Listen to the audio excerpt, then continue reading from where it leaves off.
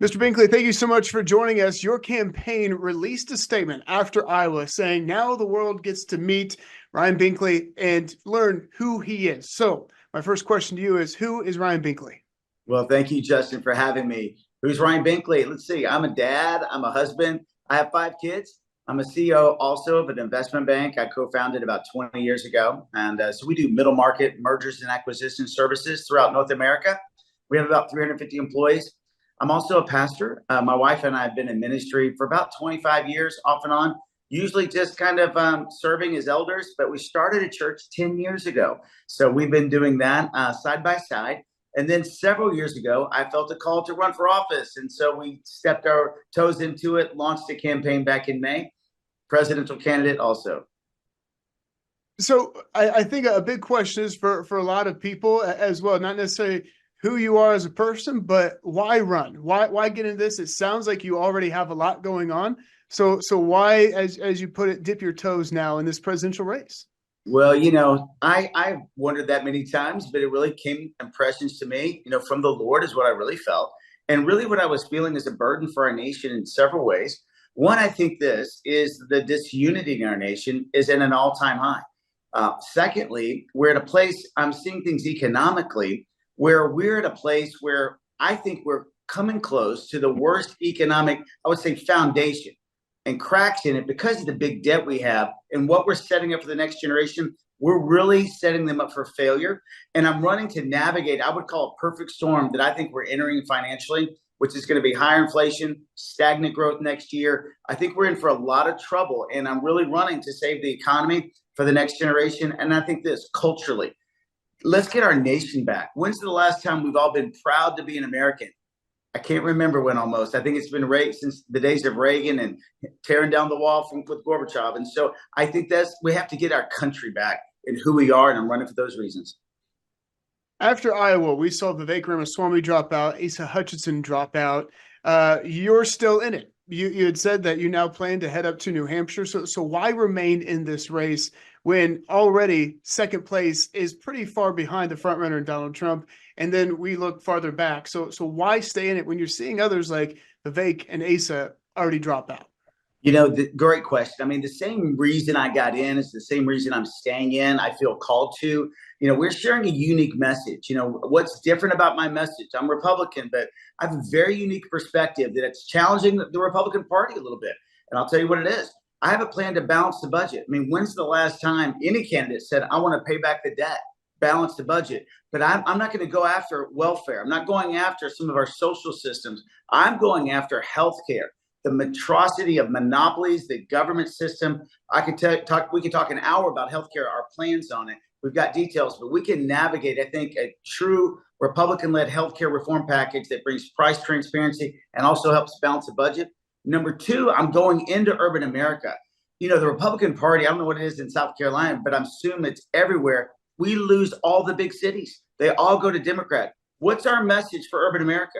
What's the Republican message for the poor? Why would somebody that's in that end of scale or minority in urban America, why would they vote Republican? Well, we have some reasons, and it's vocational trades and volunteers. Again, not getting them off welfare, but getting them on jobs. And this is a true change. Third thing is a bipartisan plan for the border. I'm leading differently, challenging the status quo, but I'm about unity also. We can't keep this divisive nature, and I'm a different voice. I'm anxious to see what happens when South Carolinians hear this.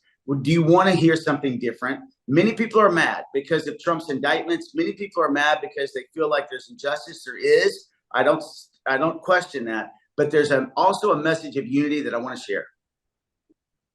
I know you said we could probably spend an hour talking about your plan. Your website talks about a 7-point plan to balance the budget. Those the fiscal responsibility issues divided Congress. It was ousted of why McCarthy was out as House Speaker. It was led in charge by one of our own congressmen, Ralph Norman, that fiscal conservative approach.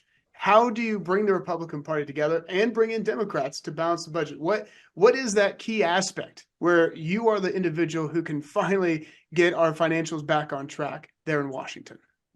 That's what I've tried to pick. I've tried to dive into the thing that I think we can negotiate on together, and that's healthcare. So we've got some other non-defense discretionary spending, which is about 20% of our budget. It's going to need about a 5 or 10% cut.